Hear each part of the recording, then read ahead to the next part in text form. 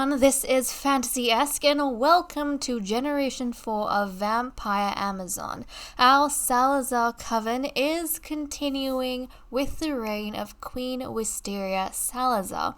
She is the eldest child of Queen Athena Salizar of Generation 3, and recently we saw her Castle Wisteria. Now we are jumping into gameplay, guys. I am so excited. Our queen is on the throne. She has assembled her court of 5, including herself, because Rowan is not living with us in the castle. As you guys know, our brood mother, since she doesn't want any children, if you watch the previous season, I will leave links in the description below.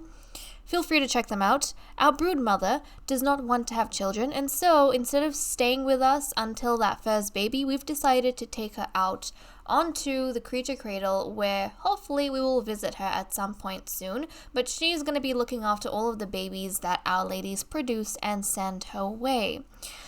But guys, oh my goodness, it's been quite a while since I've been able to play with these ladies because we were trying to get all of the off-season work done. And now that everything's been sorted, our merch is here, by the way, guys. So Vampire Amazon poster merch is now available on Etsy. I will leave links in the description below. If you guys are into that sort of thing, then feel free to dive in there to check that out or make a purchase for yourselves.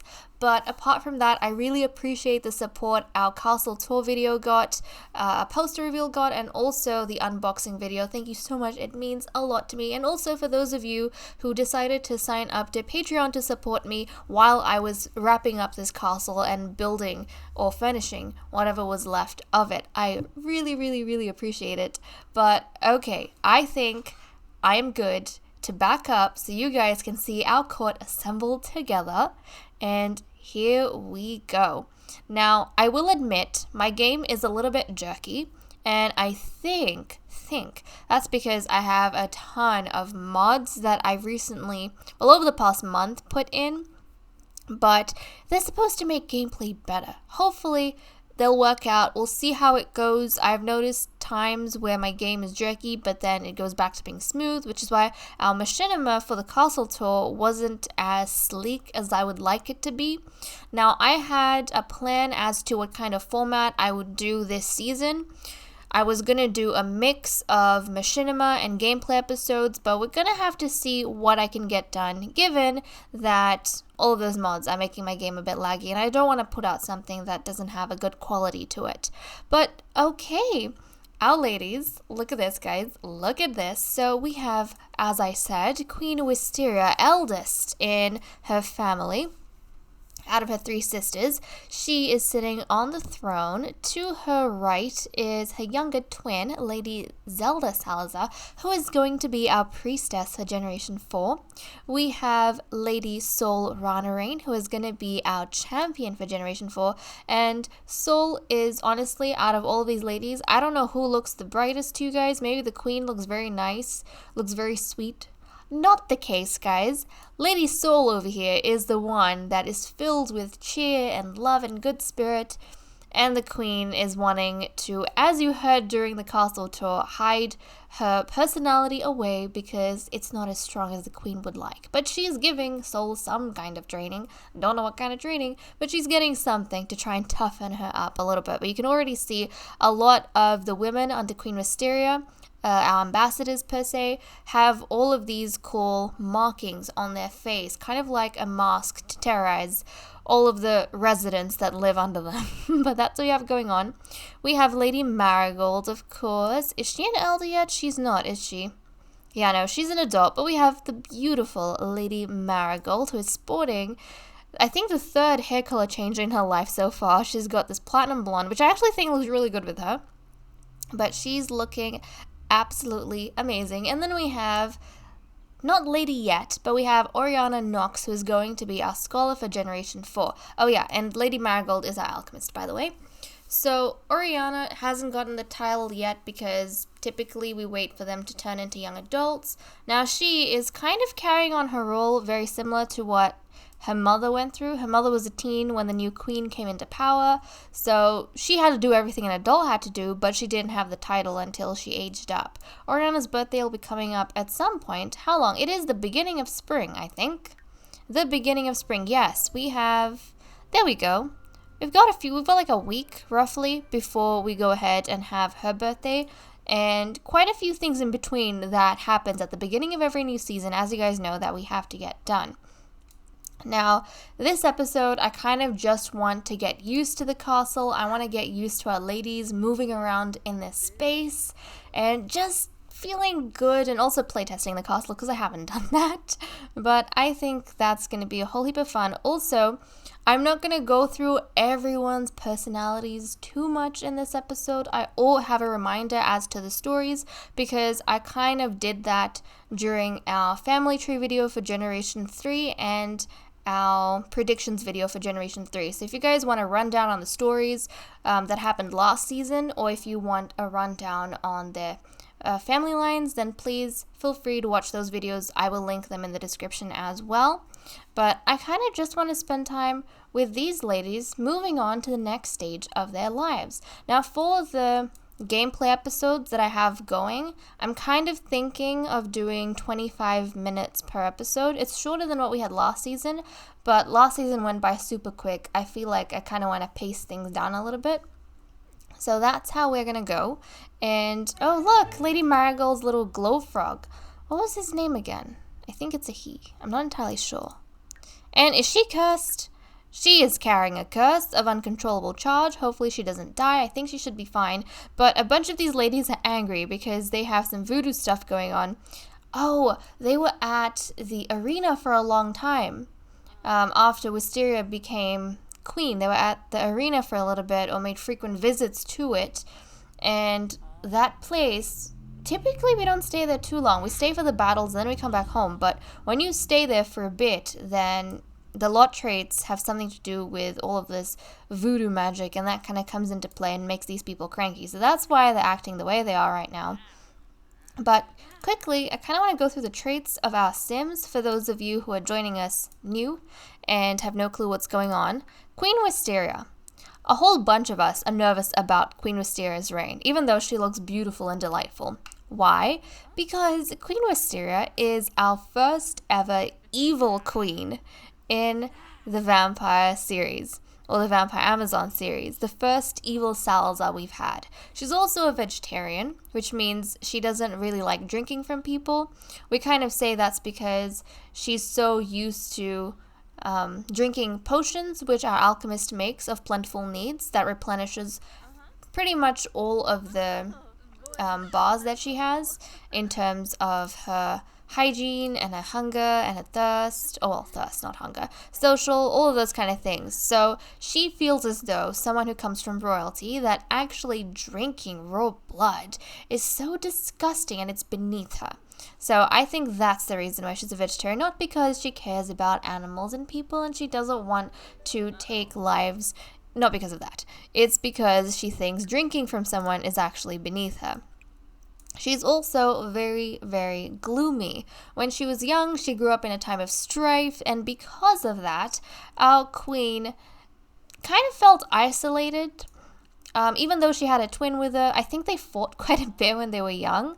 At some stage, though, the queen's evil young sister Isadora, who is not with us here because she is the castle keeper at Castle Sheba in Forgotten Hollow, she kind of started influencing her older sister, which is kind of weird, but that's the way things went down.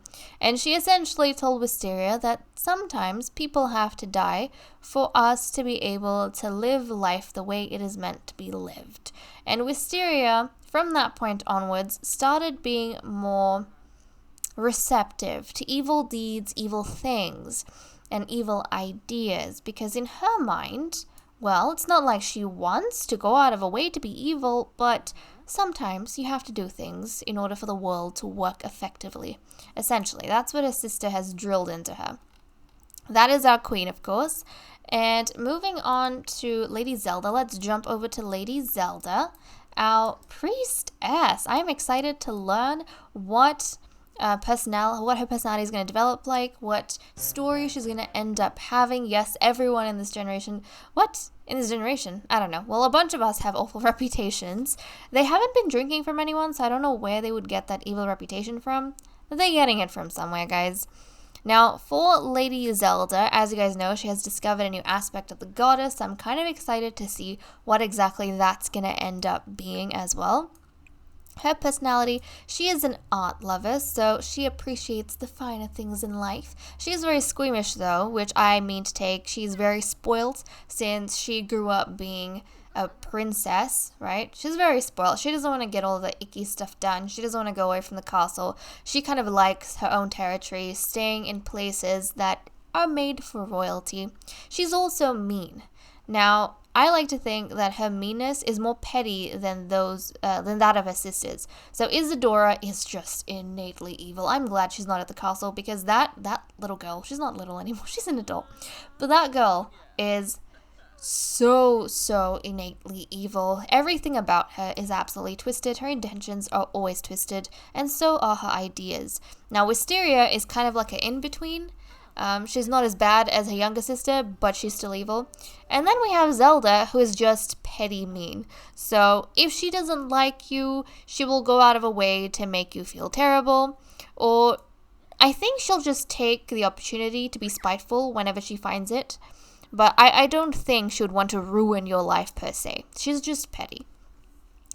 So that's her, and I'm kind of feeling as though as she continues, becoming an older member of the coven, once we start having children, Zelda might take on a bit of a governess role, in that she's going to be the one who likes disciplining the children regularly and making sure they're doing all of their academy work, or they're learning the skills they need to be learning, which we haven't really had a figure like that. But I think as though Zelda's going to take her role as priestess very, very seriously.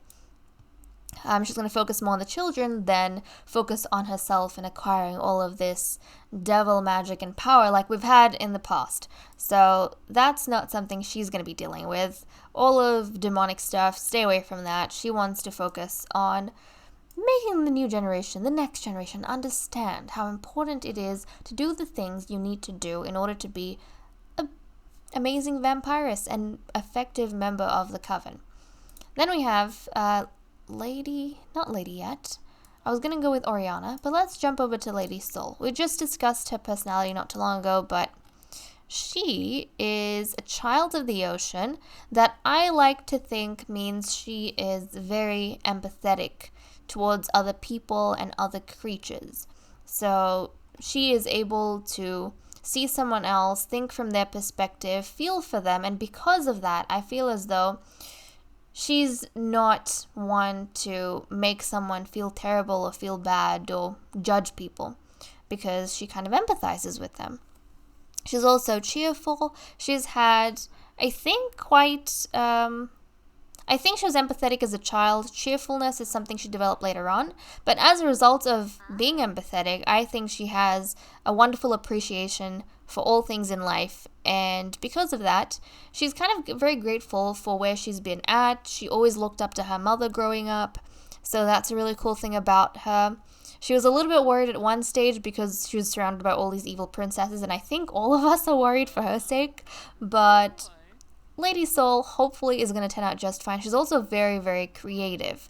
And I think that's awesome. I like the idea that because she has such a good heart, and she knows she's kind of surrounded by dangerous people with dangerous intentions, that she thinks of creative ways to escape taking part in that cruelty and just living her life, doing the duty she needs to do, but then also being true to herself.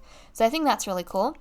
We have Lady Marigold Coven Rose, who's kind of like an ambiguous figure, I think. I mean, she's always served her queen very well. She, I think, came under Queen Athena. Yeah. So we choose the third alchemist to serve under Queen Athena. We had quite a few deaths. But she is outgoing, a genius, and self-absorbed. Now, Marigold has always been focused and worried about her own legacy, obviously making sure that she can climb the ranks and live the best life she's living in the past under Queen Athena. The alchemists haven't had that good of a time because all of the vampires usually have ganged up on them or made them outcasts in the castle. However, Marigold was kind of the first lady to start establishing herself as someone that the ladies accepted. And so, for the large part, she's kind of had a good life, and I think she's off to a good start with the queen as well. She's friends with the queen. She did not have a good relationship with the previous generation, but she doesn't have to live with them anymore, so it doesn't matter too much. Isadora, the one girl in Generation 4 who doesn't like Marigold, luckily doesn't stay at the castle with us. So she's off doing her own thing. We don't have to worry about any of that. And then, of course, I think her relationship with one of her daughters was suffering. Yeah. So she has twin daughters, Sakura and Sapphire. Sakura really likes her mother. Sapphire was kind of salty when she was younger because Marigold didn't spend a lot of time with the girls, and so she grew up kind of different to her sister. She grew up blaming her mother for not spending enough time with her, whereas Sakura kind of understood. So we have got some stuff going on with these guys. And then, of course, Oriana. Now, Oriana is, let's have a look at her personality. She's a teen, so we don't know what she's going to develop as a last trait just yet. But she's a perfectionist, and she's very cheerful. So she was a bit of a rambunctious kid, had very messy hair, loved running around and playing around outside, all those kind of things. And when she came into the castle, it was just about the time when her mother, Nymphadora, left. So as a result, she developed this perfectionist trait because she thought her mother left because of her, even though that wasn't the case. Her mother, Nymphadora, had some sort of thing going on with the queen. They had like a friendship, unrequited love, and some sort of magic going on between them that led to her eventually making the decision to leave the coven and the castle. Wasn't Oriana's fault, but she was young. She'd only been in the castle for a couple of days before her mother decided to leave out of nowhere. So, and nobody's made that decision before in the history of the Amazons, right? So Oriana grew up being perfectionist, thinking that maybe if I can do what I need to do the best way I can, and hone my skills and be the best version of myself, then maybe people will stop leaving me. Maybe my mother wouldn't have left me. Even though I can't turn back the clock now, I can make it so that, you know, the people that mean a lot to me in the future don't leave my side. So that's kind of something that she's developed. They do have quite a bit of personality, quite a bit of story that we'll get to work with eventually, but I think I can release the ladies and let them walk around the castle. I'm very excited. I know I yammered on for a little bit, I apologize, but I'm excited to see what these gals will get up to. Okay, I'm so sorry. I did not mean to keep you guys. And yeah, for 20 minutes, we have not looked beyond our throne room. I apologize. Now we have to get a few things sorted straight off the bat. Ah, my queenie. I love my queen so much. Okay, also, the gals are thirsty. Our queen is thirsty, and so are the others, and we don't really have a whole bunch of things. Oh yeah, another thing that I need to get done. So I haven't gone through and sorted a whole bunch of things that we have. For example, I have not managed to put in, like, transfer the potions, the ingredients that we had at our previous castle. I also haven't gone ahead and moved all of the treasure that I was supposed to move. I kind of was super excited to just jump into gameplay, so I've been a bit lazy with that. I will get it done as soon as I can. Another thing, guys, for those of you who are curious or interested, this castle is not up on the gallery just yet. It is finished and finalized, but it's currently spring. So I built this castle in a different save file, and then I moved it over here. But then when I moved it here, I realized that a few things were messed up and not done properly. So I wanted to go ahead and fix all of that. And then I saved it in this world, in this particular save file. Except it's currently spring, and my castle doesn't look the prettiest right now because none of the flowers, the trees are blooming or flowering. So I'm going to wait until all of our plants look alive again so that the version of this castle that I put up on the gallery actually looks as good as the castle does. Otherwise, you guys are going to look at it and say, what is this? This doesn't even look like what we saw in the actual video. So I apologize, but don't worry. If you guys are watching the episodes, I will notify you as soon as we are ready to get this castle going for these girls. But okay, ooh, this makes me so happy. She's running around using a cauldron and she's making mac and cheese. She's making mac and cheese. Of course she's making mac and cheese. Also, I really want to know, your familiar, oh no, not this. What's the name of your familiar? I want to know what your familiar is called. Familiars. Rename. Hazard. That's right. We're not going to rename Hazard, but hello, Hazard. Hello, hello. I know we have Luminara, and Hazard was the newest one that she managed to get. Pretty cool, pretty cool. So how far is she with her magic? Let's have a look. Oh, okay. So she finished Alchemy, and she got Luminara, and then she mastered Practical Magic. That's when she got Hazard. And now she's got 2 out of 7 Mischief Magic skills. She's a very, very skilled lady. So you can kind of see her legacy has been going pretty good. Now, one of the things, I'm probably going to get her to give out... Actually. I'm going to get her to put some of her potions up here.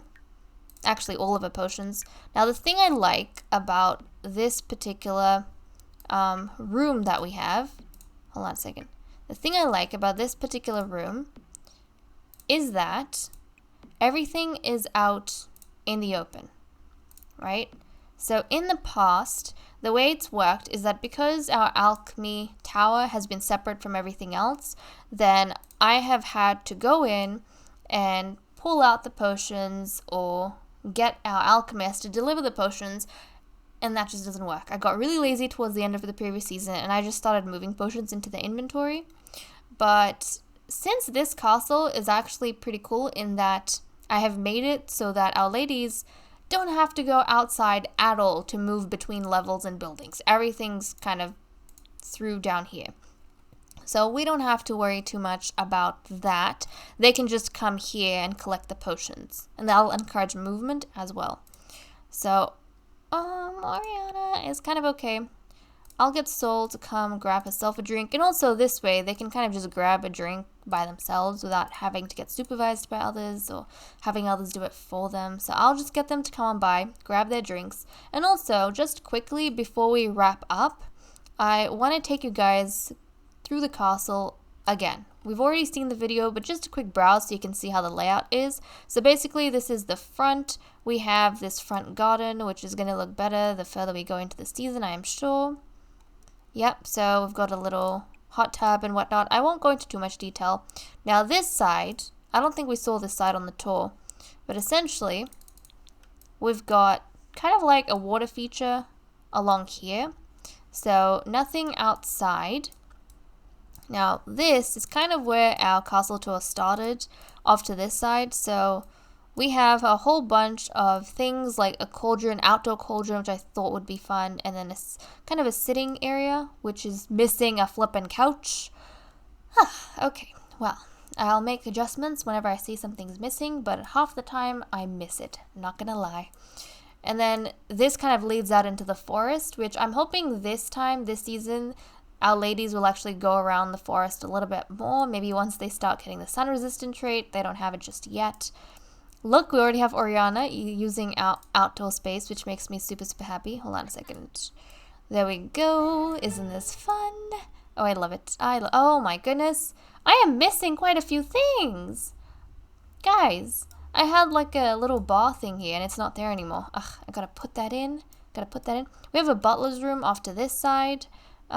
We have our bathroom here, our teensy tiny kitchen, which I thought would be fine because vampires don't really eat that much. And then we have the cupcake factory because I wanted that. We have a bathroom. This is kind of the private space that we have that leads into the common room, of course. There we go, treasury. And then this is where we go down a level. Oh, look at that. So much pink, so much pink. So we have Lady Soul's room down here. We have the birth chamber, which we probably won't visit much unless the ladies are giving birth, of course. We have the sparring room. I hope this is enough space. Should be okay. We have our prison cells, of course. 4 prisons. Or 4 cells. Jeez, not 4 prisons. And then if you head upstairs, we have a bathroom over here. We have kind of like a sitting space. Then we have our alchemist's room. We have the scholar's room over here. the priestess's quarters, in between the scholar's room, and then to the right we have the queen's chambers. So this is it. I swear, a few things must have moved around. Because these castles are so big, when something does get deleted, and that tends to happen sometimes, I guess, if you move castles, so you gotta use move objects on. I swear I did that. I don't know. I have no clue. But things can get deleted, basically. And this is the kids' room. Now, some of you were asking me what's gonna happen to the girls as they age up, because we don't have a different room. Like, we don't have a separate space with more coffins for them to sleep in. We don't have more beds. Basically, what's going to happen, this is just supposed to be for the children. Once they start aging up, they will move into their mother's room, and then they will be able to use their mother's coffins. And the way I think about it, you know, Vampire Amazon series, none of the ladies have a strict schedule, especially if they keep using potions, so it's highly unlikely that our vampires are going to have to be using the coffin all at the same time.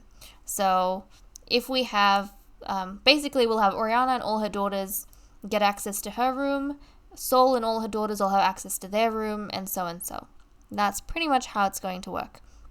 Okay, so from the kids' chambers, you come on this way, we have kind of this little area with some bathrooms where they can take a break and kind of just lounge around. Over here is kind of like a break room as well, another break room that I actually need to fill with some food and whatnot, like an art space before you enter the library. And some of you were saying how it reminds you of the library from Beauty and the Beast.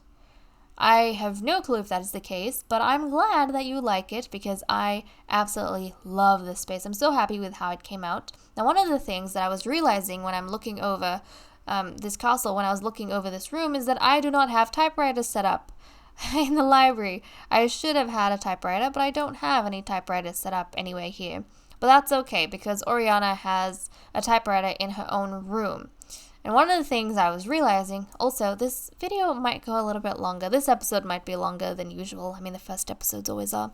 But someone also mentioned that in the previous season, our ladies barely used their rooms. I know, they barely ever used their room. I put so much effort into their rooms and they barely used them. This season, I'm seriously hoping that they actually go ahead and put use. I think that was kind of the reason why I ended up just leaving a typewriter in Oriana's room so that she has an excuse to come in here and use this space. Same thing for Zelda. I did not give them a public space to go and practice yoga and meditation. I put those items in their room. And I'm noticing something else is missing, my goodness, so that they can actually have an excuse to come in here and use this. We are supposed to have a fireplace in the middle of the dragons, so I'm going to have to put that in. So many things I'm noticing that I'm going to have to address after I wrap up this episode, my goodness. And then, okay, back to the library, and then upstairs, you go through here, we have the clinic. I mean, we have this room, which is kind of like a mixture of the two, but this is supposed to be like a clinic area. One of the things that annoyed me so much in the previous generation is that I like our priestess to be the one to administer the massages, but we had everyone. Like, we had the queen giving the scholars massage and giving the warriors a massage, which I did not feel like was cool. So I made sure that this is kind of cut off to everyone unless you kind of have an appointment with the priestess and she calls you inside. And then, of course, we have the priestess's garden, which instead of being underground is on the 3rd floor this time. So all of this space is going to be obviously private to the priestess, so Lady Zelda, unless you are called up to have your readings done. Which none of these ladies, I guess, are ever going to end up here. It's going to be the children, largely, that use that space. Only once though. But, okay, I'm going to have to go through and pop in some of the stuff that is missing because I did not realize those things were gone. But as I'm going through, I'm glad we kind of did that really quick look at the castle because I'm noticing, yeah, we have a few things that I need to sort out. It's kind of silly, but oh well. Oh well, I'll deal with them, so don't worry too much. And where are these ladies? Look at this. This makes me so happy. She has decided to come here of her own accord to use her room exactly as I intended, guys. And that just makes my day. Also, Queen Wisteria, you are so flippin' pretty. Isn't she pretty? Oh, she's just so lovely. I am so excited to be here with the Generation 4 and to see what they decide to do. I mean, she's evil, but she is, I think, the most beautiful queen we have ever had. Blows my mind. Okay, looks like Marigold has... Marigold! Oh, no, no, no, Marigold. Don't sleep in the kids' room. You have a bed, honey. You have a bed. Another thing, I might actually have to fix her little bed because I'm realizing, oh my goodness, I can't even reach. I might have to fix her bed. Okay, Lady Marigold, why don't you sleep on the left side? Let's assign to Lady Marigold. Sweet. Come on, Marigold, sleep here. Sleep here. I might have to take off some of these things from the bed so that she can sleep peacefully. Because they're kind of deco items. Oh, look at that! I love this. She can just kind of zoom on in here. Yeah, she's buried in all the pillows. I guess that's fine. So there we go. You can rest in your own room. That's exactly what your room is there for. And Hazard's going to look over her, which I think is adorable. We could have totally fitted a cauldron in her room, but I think it's okay. That would be overkill. And that would be too much freedom. Oriana is lounging outside. Oh, just having a nap outside. Well, Oriana, why don't you come and drink a potion? I think you should drink a potion. I'll get her to drink one of these potions. What's Lady Zelda doing? Zelda is reading a book in the common room. It is making me so happy to see these ladies use the flippin' spaces I built. It is making me so happy. Okay, so she's sitting down and reading a book. And then Sol, what are you doing? Sol is coming downstairs to play some foosball. I remember in season 2, foosball was like a huge thing. These ladies have, I think in the previous castle, their movement was very limited to specific places in the castle. But I'm kind of glad. Look at this. They're going all over the place, and I absolutely love it. But I think we have gotten used to the castle a little bit, although definitely playing around with it a bit more is going to be fun.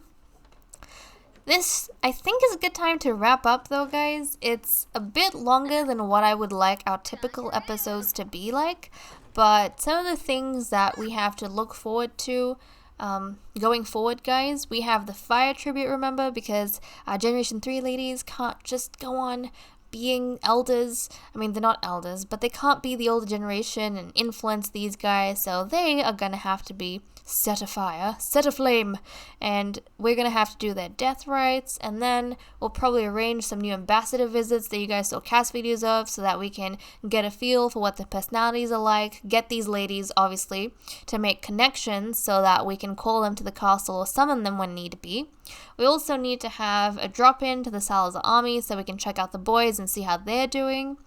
And then I promised you guys in the previous season we would spend some time playing with the, who is it? I don't know if we'll play them just yet, but definitely we want to go check out, probably play them. We'll have a look. Check out our, what are they called? Not Alchemists, because that is a title and they aren't Alchemists just yet, but essentially the daughters of Lady Marigold. We need to check out the spellcasters. There we go.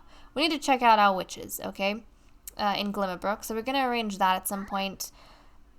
And yeah, I think, guys, with that said and done, I'm going to leave off here. Thank you so much for watching. I hope you all enjoyed, and I'll see you all in the next episode. Bye-bye.